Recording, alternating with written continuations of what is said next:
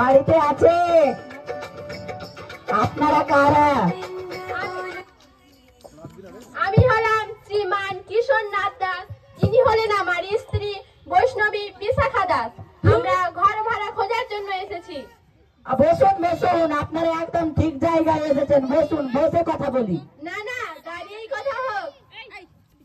বৈষ্ণবী দম্পতি ঘর ভাড়ার জন্য এসেছি, একটু শান্তি চাই। হ্যাঁ হ্যাঁ, এসো।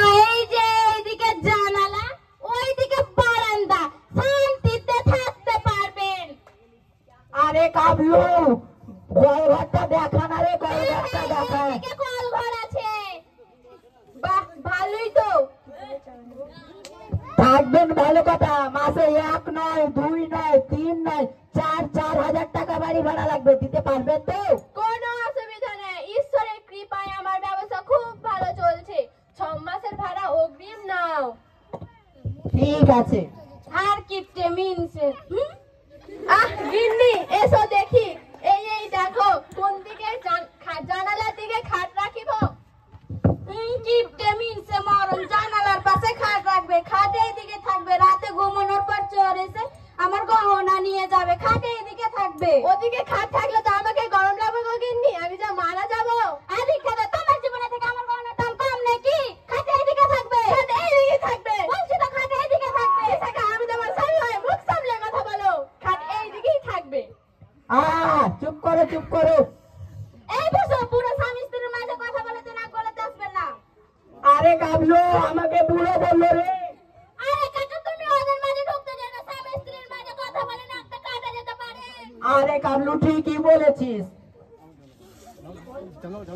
খাট এইদিকেই থাকবে। আমি বলছি তো খাট এইদিকে আমি থাকবে। যেটা বলবো ওটাকে তোমাকে শুনতে হবে। খাট এইদিকেই থাকবে। আর কিপটে মিনছে আমার কোনো খাট এইদিকেই থাকবে বলছি তো। খাট এইদিকেই থাকবে। আমি বলছি না খাট এইদিকে থাকবে। খাট এইদিকেই থাকবে। আর কিপটে মিনছে। কই আমার ঝাঁটাটা দেখি তো। দে বুড়ো লাঠিটা দে তো। ওই আমার ঝাঁটাটা দে। আরে কাবলু, বুঝলি, ভূমিকম্প তো রে, এ তো ভূমিকম্প। কাকা, জান বাঁচে তাহলে নিজের জান বাঁচে পালাও।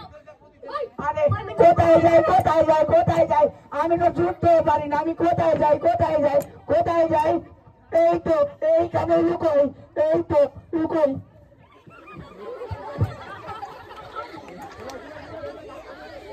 কই মিনছে রে? মিনছেটা কোথায় গেল রে? কোথায় পালালো রে মিনছেটা? এই ছেলে ওদিকে মা আর ওদিকে মা এই তো এই টেবিলের তলায় কে রে? এ বল মিনছে খাট কোথায়? আরে বাবা রে, মারে আমার চালটা গেল রে।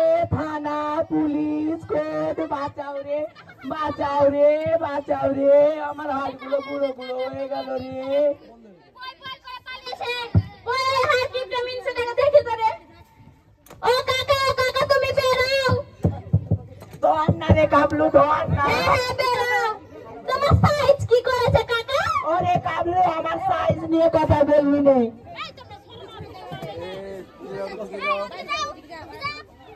আরে বাবা রে, মারে কত লাগলো রে। হ্যাঁ কাকা, এখানে বসে তোমাকে সাইজ করে দি।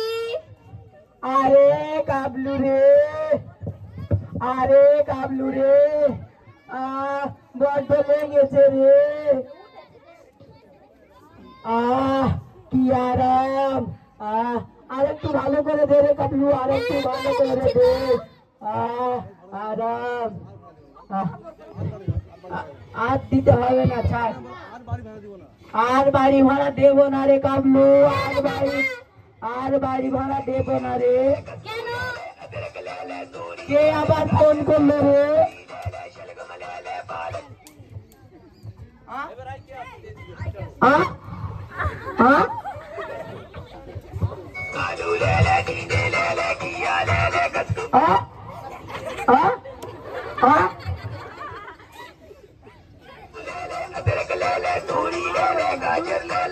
সকাল সকাল কি এগুলো হচ্ছে রে কাবলু? কেন, কি হয়েছে কাকা? কে ফোন করলো রে?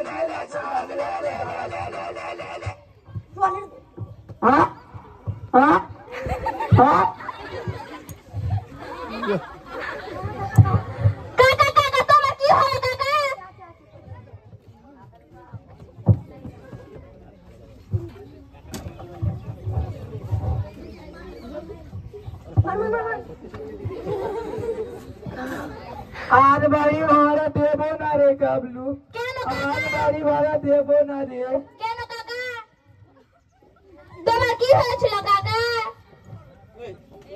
আরে বুঝলি গাবলু, ওই বৈষ্ণব দম্পতি ফোন করেছিল, ওই আমাদের পাড়ার মাথার রামু নেই, ও ফোন করেছিল, বলছে সবাই মিলে বিকালে আসছে, বাড়ি ভাড়া নিবে। তুই তার আগে আগে একটা ব্যবস্থা কর রে গাবলু, আমার বুকে বড় ব্যথা করছে রে গাবলু, তাড়াতাড়ি তুই বাড়ি ভাড়ার ব্যবস্থা কর রে। এসব চিন্তা চিন্তা করো না করলে কাকা, পাগল আমি আছি তো। কারবার। তাই জন্য আমি বলছি তার আগে আমাকে ঘরটা দিয়ে দাও, আমি একটা লাইব্রেরি খুলে ফেলি। আহা কাবলু, একদম তুই ঠিক কথা বলেছিস, তাড়াতাড়ি ওটাই কর, তাড়াতাড়ি ওটাই কর, না হলে আবার সবাই এসে জোর জুলুম করবে। তাড়াতাড়ি কর, ওটাই কর, বাড়ি ওটাকে তাড়াতাড়ি একটা লাইব্রেরি করে দে, কর কর। হ্যাঁ কাকা, আমি লাইব্রেরির নামও ঠিক করে ফেলেছি। কি করেছিস?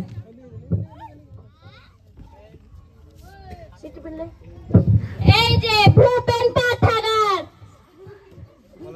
ভালো করেছিস, খুব ভালো করেছিস। তুই এই দিকটা সামলা, আমি একটু বাড়ির ভিতর দিক থেকে আসছি। হ্যাঁ কাকা, তুমি যাও। এই যে বলছিলাম কি, সোজা আঙুলে ঘি না উঠলে আঙুলটা বেঁকাতেই হয়। হাততালি দাও।